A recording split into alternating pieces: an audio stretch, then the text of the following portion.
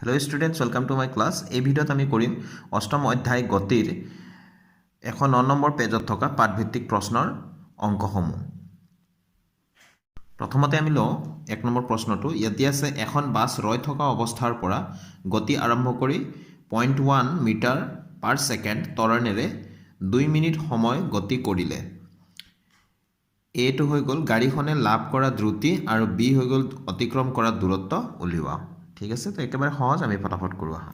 প্ৰথমতে স্টুডেন্টস আমি লিখি ললো কি দিয়া আছে প্ৰাৰম্ভিক বেগ u = 0 মিটাৰ পাৰ সেকেন্ড কিয় শূন্য ললো শূন্য এটোৰ কাৰণে লৈছো কাৰণ ৰৈ থকা অৱস্থাৰ পৰা গতি আৰম্ভ কৰিছে ঠিক আছে আকৌ দিয়া আছে ত্বৰণটো a ৰে বুজোৱা যায় দিয়া আছে 0.1 মিটাৰ পাৰ সেকেন্ড স্কয়াৰ আমি জানো v = u +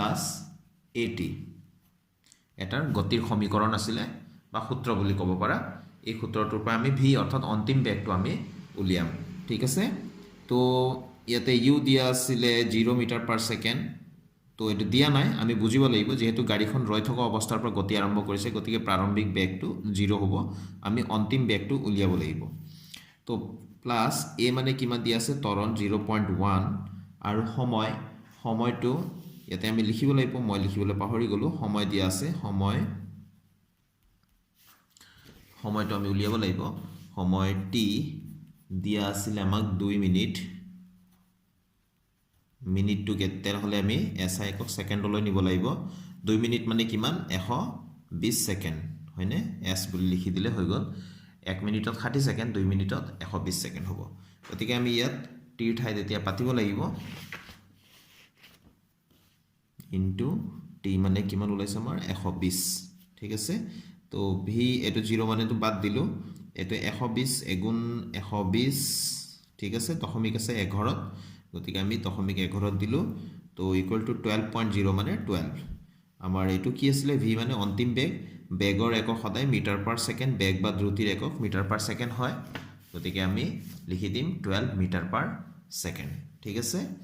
তো শেষত আমি লিখি দিম গাড়ীখনে লাভ কৰা দ্ৰুতি 12 মিটাৰ পাৰ সেকেন্ড এটো হল আমাৰ আনসাৰটো তো আমি a নম্বৰ প্ৰশ্নৰ উত্তৰটো কৰিলো এতিয়া আমি b নম্বৰটো লৈ যাওঁ b নম্বৰটো তুলিয়াব লাগে আমি অতিক্ৰম কৰা দূৰত্ব গতিকে আমি ধৰা হল অতিক্ৰম কৰা দূৰত্ব s বুলি লিখি ললো আকৌ আমি জানো গতিৰ সমীকৰণ এটা আছে যেহেতু s = ut + half of at square ঠিক আছে s মানে দূৰত্ব এটো ক্যাপিটাল s লিখিবা s মানে দূৰত্ব তো ইয়াতে u কিমান আছিল আমি বহাই দিম 0 আছিল ওপৰৰ পৰা আহি আছে তো 0 আৰু t আছিল 120 প্লাস হাফ ইনটু a মানে তো আমাক দিয়ে আছিল a মানে ত্বৰণ 0.1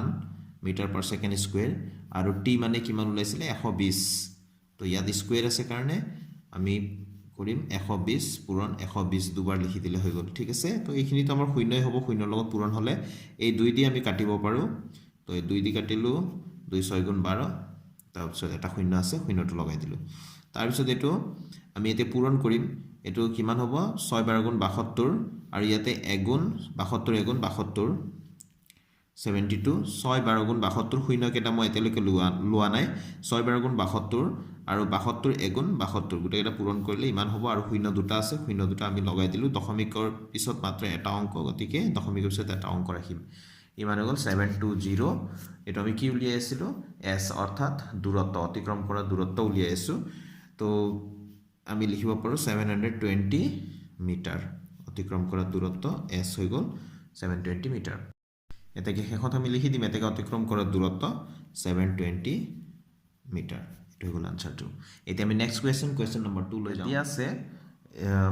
ৰেলগাড়ী এখন 90 কিলোমিটাৰ পাৰ আৱাৰ দ্ৰুতিৰে গতিশীল অৱস্থাত আছে মানে 90 কিলোমিটাৰ প্ৰতি ঘণ্টাত ব্ৰেগেৰে গৈ আছে তো -0.5 মিটাৰ পাৰ সেকেন্ড স্কয়াৰ সুষম ত্বৰণ সৃষ্টি পেজ টাৰ্ন কৰিম আমি হোৱাকৈ গাড়ীখনত ব্ৰেক প্ৰয়োগ কৰা হল ৰেলগাড়ীখন ৰোৱাৰ আগলৈকে কিমান দূৰ আগবাঢ়ি গল আমি নিৰ্ণয় কৰিব লাগে ঠিক আছে আমি প্ৰথমতে লিখি লৈছো কি দিয়া আছে প্ৰাৰম্ভিক বেগ u = 90 কিলোমিটাৰ প্ৰতি ঘণ্টা পাৰ আৱাৰ তো এটো আমি দিয়া আছে মানে কি গাড়ী এখন ইমান বেগেৰে গৈ আছে ইতিমধ্যে গৈ আছে আৰু ব্ৰেক মাৰি ৰখাই দিয়া গল তো এটো 90 কিলোমিটাৰ পাৰ আৱাৰটো হৈ যাব আৰম্ভণিৰ পৰা এইটো বেগ আছে গতিকে প্ৰাৰম্ভিক বেগ ইউ অন্তিম বেগটো কি ব্ৰেক মাৰি ৰখাই দিয়া গ'ল গতিকে এইটো 0 মিটাৰ পাৰ ছেকেণ্ড তো মিটাৰ পাৰ ছেকেণ্ড হৈ গ'ল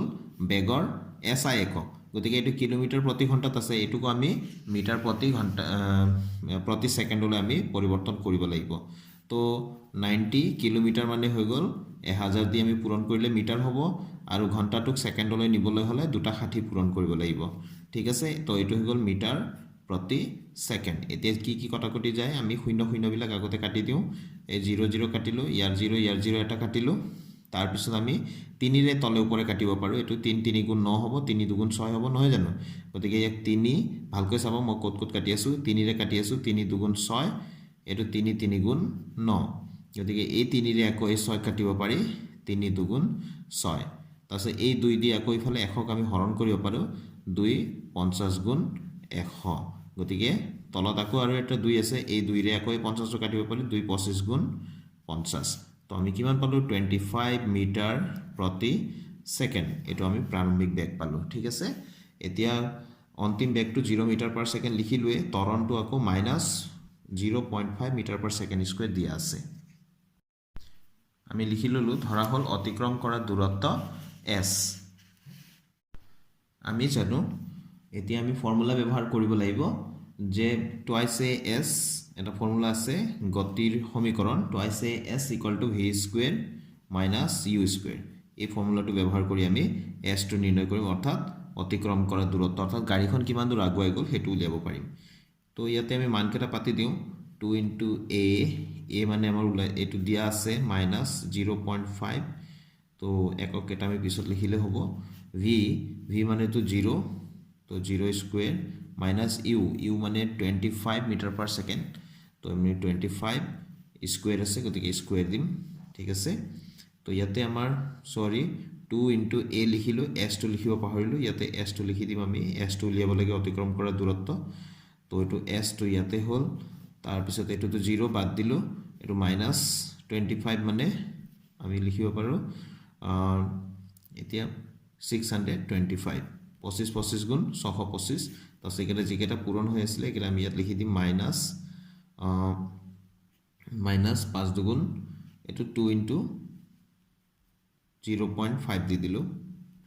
এইটো প্লাছ মাইনাছ পূৰণ হ'লে মাইনাছ গতিকে মাইনাছ মাইনাছ কেঞ্চেলে হ'ব গতিকে আমি ইয়াত কিমান পাম এই দুটা পূৰণ কৰিলে আমাৰ 1 হৈ যাব হয়নে তো S equals minus minus cancel হ'ল তো 5 2 10 দশমিক আছে 11 পিছত এটা অংক গতিকে ইয়াত দিলোঁ অৰ্থাৎ 1.0 মানে দশমিক পিছত 0 থাকিলেতো একো কাম নাই 1 ওপৰত 625 আছে হয়নে এয়া ঠিক আছে এই দুটা পূৰণ কৰিলোঁ 2 5 গুণ 10টো পালোঁ দশমিকৰ পিছত এটা অংক গতিকে দশমিকৰ পিছত এটা অংক ৰাখিলোঁ অৰ্থাৎ এইটো অনলি 1 হৈ থাকিলে 1.0 পইণ্টৰ পিছত 0 বিলাক কাম নাই গতিকে 1 তো এইটো 625/1 মানে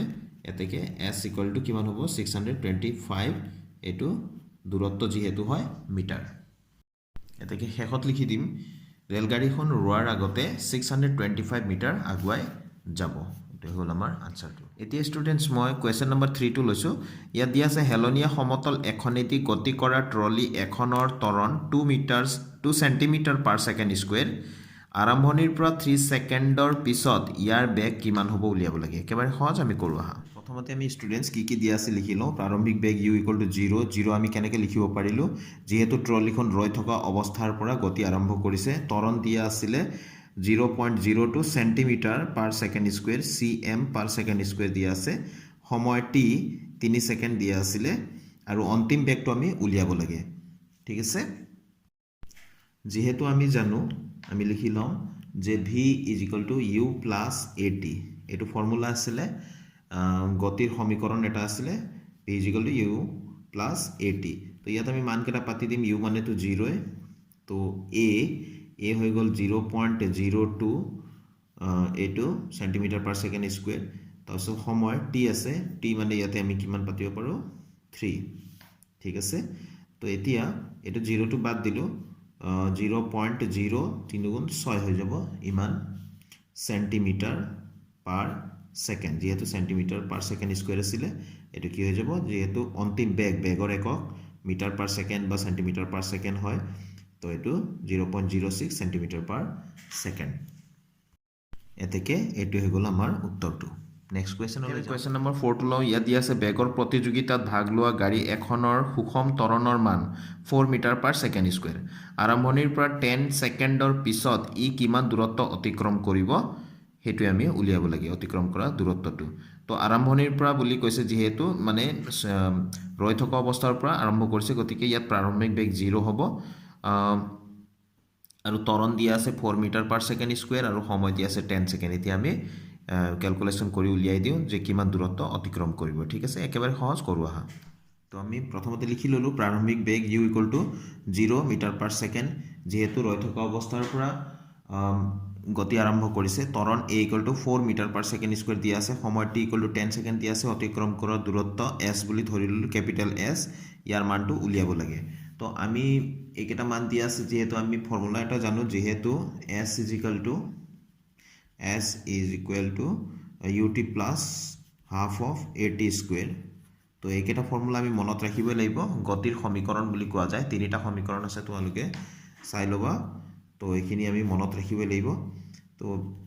u এতিয়া আমি পাতি দিম 0 into t মানে আছিল 10 সেকেন্ড 10 পাতি দিলো প্লাস হাফ into a মানে আছে 4 আৰু t স্কয়ার মানে 10 সেকেন্ড নহয় জানো t মানে 10 সেকেন্ড গতিকে স্কয়ার আছে কাৰণে আমি দুবাৰ পাতি দিলে হল 10 into 10 তো এতিয়া এটো পূৰণ দিলো এই দুইটো হৰত আছে গতিকে আমি এই দুইৰে 4 কাটিব পাৰো 2 দুগুণ 4 তো এখিনি তো 0 হৈ গল আমি পালো ইফালে 10 10 যে 100 into 2 200